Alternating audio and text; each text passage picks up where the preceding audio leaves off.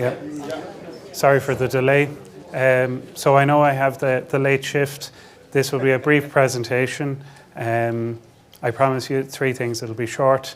I don't have any bullet points, I think, and there's no more three-letter acronyms. I think all the letters have been used. So a practical overview, I suppose, of the experience in the concrete industry in Ireland with CEM2 in particular. And one apology I have is in relation to, on the title of the presentation, I had put in there CEM2 ALL. I was contacted by the cement industry to correct that before we spoke today. So my name is Keith Goodwin. As Nina mentioned, an Associate Director with Kilsaran, based in Dublin in Ireland.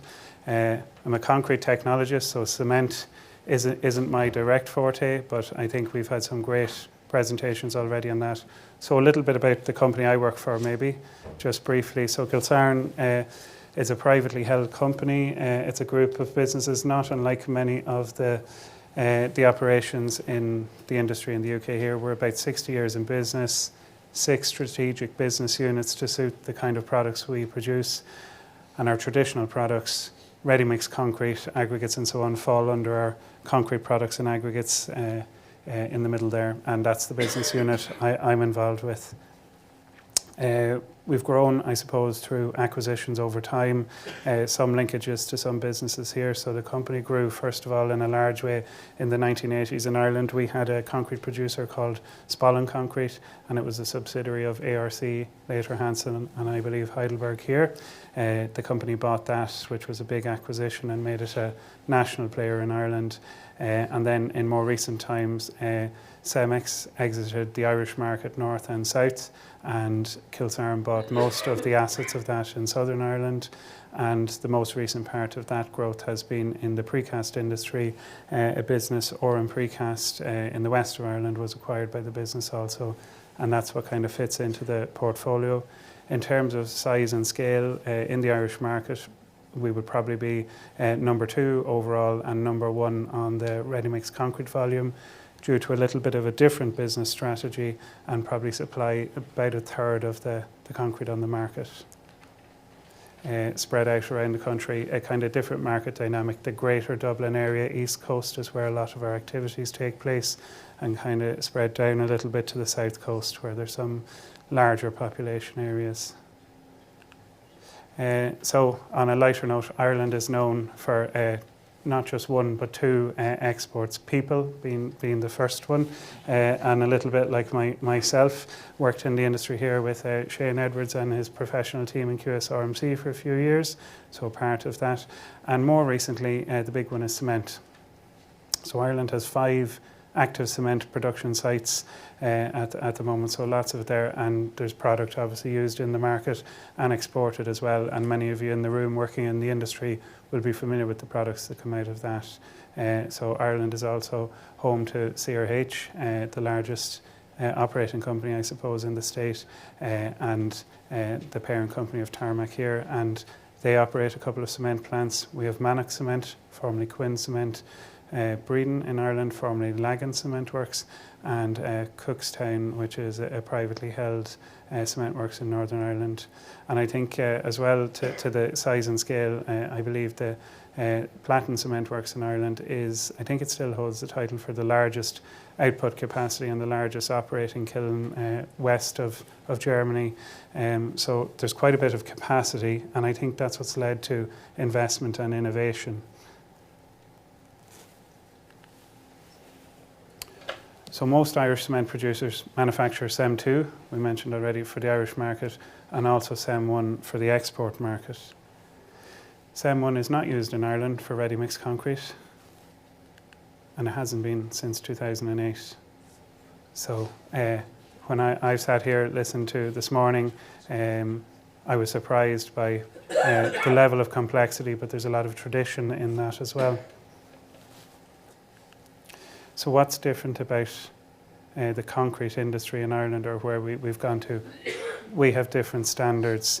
EN 206 is applied. As we know, that's not a harmonised European standard, but we adopt and use that in Ireland.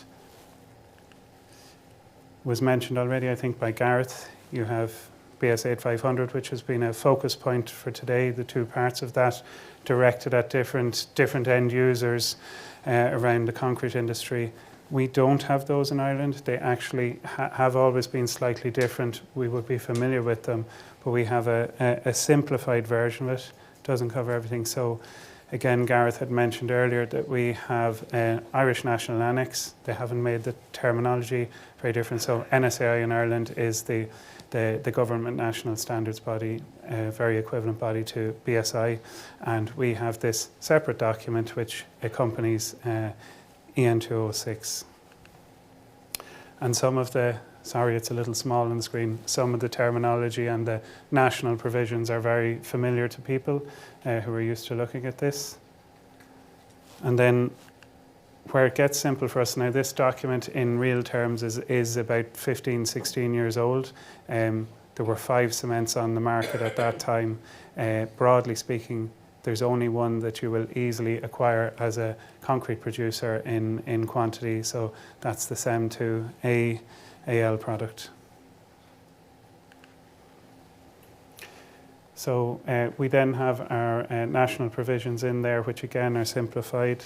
If I just jump to combinations then. So the combinations have been established with CEM1, CEM2 and some other blended products. And typically in the market, 70% slag replacement would be used and would be permitted. And we don't use the K value concept. We take it all as cementitious content. The other difference is, I have it highlighted here and later, is we use a 42.5N strength classification.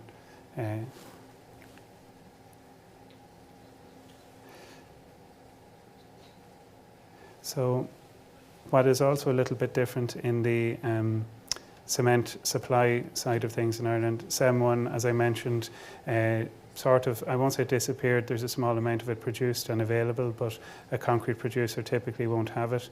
All of the cement manufacturers joined together in the mid-2000s, and a body of work was done by our Concrete Standards Consultative Committee, a bit like a BSI committee that you would have here, and some research work was done on this, and it was decided that this product would work, and all the producers moved across to it. So from about 2006 to 2008, that transition happened and the standards changed to allow us to do that. We use slag in the market, I mentioned already. Kilsaran's experience, we would typically offer concrete to the market with a 30% replacement by default. That would be kind of standard. And if the specification calls for more, that will be built into it. We don't and didn't have fly ash in ready supply in the market. The power generation industry, there wasn't and isn't a lot of coal-fired power stations, so that wasn't a product there. It really was your CEM1 product until the end of the 2000s or the mid-2000s, and then a transition to CEM2. So I mentioned already CEM2 AL 42.5, and that's what our work has been done on. So obviously a different strength classification. I believe a lot of the cement used here traditionally was a CEM1 52.5, and some cement suppliers are offering something a little bit different, but that's what we use in our combinations, and that's what's commonly referred to in our national annex. So I think everybody here is familiar from EN 197, the 27 different categories of cement. It kind of is a little bit easier for us. We don't have them. So CEM2 AL from most of the Irish-based cement producers will have a clinker content of up to 94%, and then you'll have up to 20% limestone in that product, and then your additional constituents don't count. So typically the products on the market that I would be familiar with using, and I think most manufacturers offer, have interground limestone contents of 13 to 15%, and we find that steady and stable. And I suppose without lots of graphs and figures, the years of experience, 16 years experience on that, we don't get any difference in the performance, setting time. The durability work that has been done arguably has been more limited than what has been embarked on here, but we get very similar performance. So in the transition period when both were available, there was no discernible difference in performance at that stage in the products.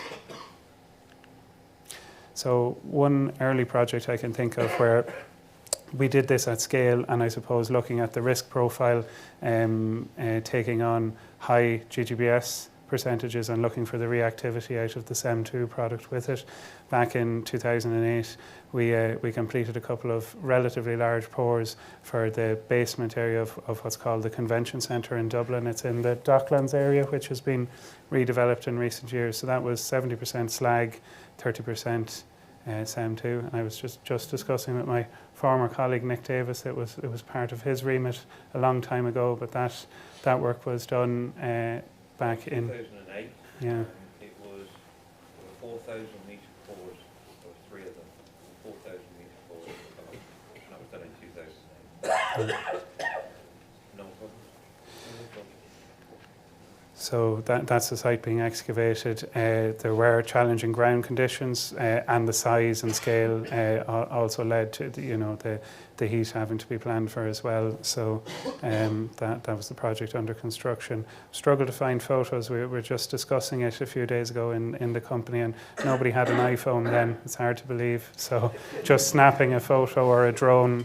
So apologies for the quality of the photo, but you get an idea of the project.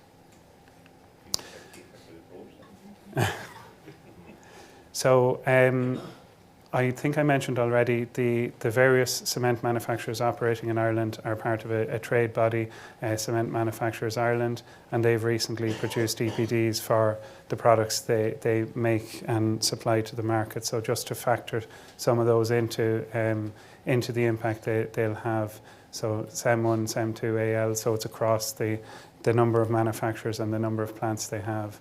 But the global warming potential, actually, I was wrong. I have one TLA in there, so apologies. Global warming potential is how we all talk about carbon now, so a CO2 equivalent. And as we all know, cement has kind of been almost on parity with a ton, and the industry has worked hard over the last 20, 25 years to bring that down. But they're the figures that we work with. So there's kind of, a 10% differential in the CO2 equivalent of the two products, and that's of benefit. We already have taken that low-hanging fruit in the Irish concrete industry. And then I just took an example, sorry for the text being small, of some different scenarios there. So a structural concrete, a C3037 concrete with a water cement ratio of 0.55. We took a worked example. I didn't put the mixed design on it, but if you start at the bottom, that using a CEM2 with the figure we have there has the concrete mix per cubic metre as a CO2 equivalent 294 kgs. Switch to the CEM2 available, you're dropping to 270. So, and then obviously in your combinations with slag, substantial changes to it. But even at the simple change, there's a substantial benefit. And going back to purely the practical experience we've had as an industry over 16, 17 years is we don't see a difference in the end product. And where CEM1 is still available, it wouldn't give you a different performance in practical terms. So